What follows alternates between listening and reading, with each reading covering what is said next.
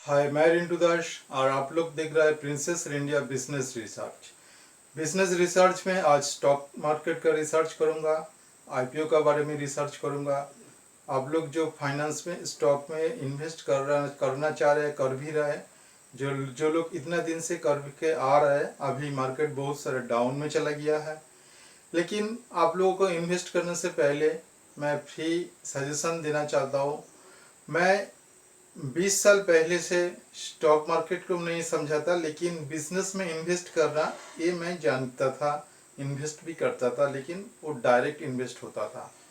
इसलिए मैं ये बोलना चाहता हूँ, जो स्टॉक मार्केट का खेल दुनिया में चलता है, हर 3 साल 5 साल बाद इतना नीचे डाउन हो जाता है। इसका रीज़न क्या है आपका मन में आता है?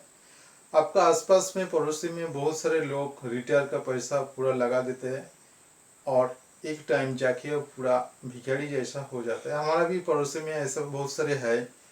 तो ये जो गेम चल रहा है ना स्टॉक मार्केट का, ये आप लोगों को समझना चाहिए, तो अभी पैसा लगाना चाहिए। ऐसा नहीं है हर कंपनी फ्रॉड है और हर कंपनी ऐसे कर रहा है, ऐसा नहीं है। इसका अंदर इंडिया में ज़्यादा से ज़्यादा 8 से 10 कंपनी ऐसा है जिसको आपका पैसा को लेके ठीक में काम पे लगाता है। बाकी सब गेम खेलना स्टार्ट कर देते, वो आईपीओ निकलता है, ये आईपीओ निकलता है। लेकिन आप लोग पैसा इसे लगाइए, जो बिजनेस सच में प्रॉफिटेबल है उसमें पैसा लगाइए।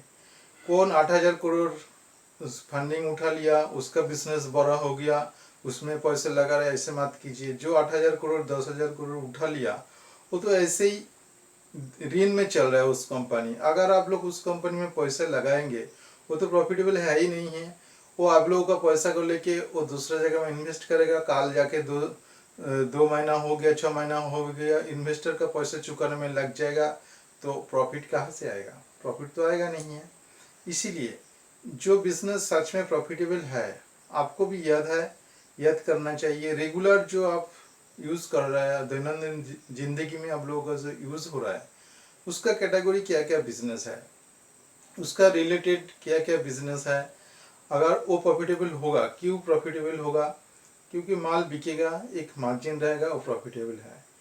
लेकिन बहुत सारे अभी स्टार्टअप आ गया है, वो बेकार में चल रहा है, जिसका कुछ प्रॉफिट है ही नहीं है। मार्केट में 2,000 करोड़ 10,000 करोड़ 500 करोड़ 1,000 करोड़ ऐसे करके उसका ऋण लेके, इन्वेस्टर से पैसा लेके वो ज़्यादा से ज़्यादा ब्रांच ओपन कर रहा है, मार्केट में नाम लेके आ रहा है, लेकिन एक्चुअल में वो प्रॉफिट में तो है ही नहीं।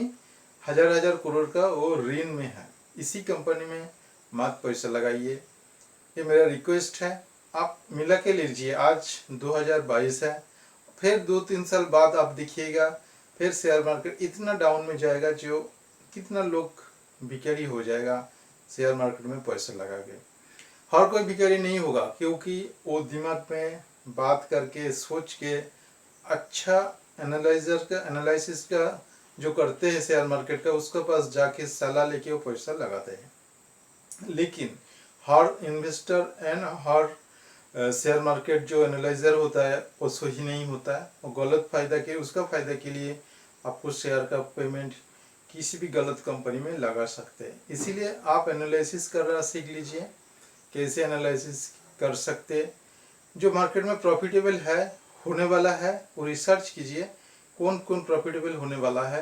अगर आप रिसर्च कर नहीं पा रहा है, मेरे से फ्री कंसल्टेंट ले लीजिए। मैं जो जो शेयर का बात बोलूँगा, आपको फ्री कंसल्टेंसी, आपको पेड नहीं चाहिए। जो शेयर का बात बोलूँगा, आप 100 रुपया, 1 शेयर 2 शेयर में पैसा लगा के आप देख के रखिएगा।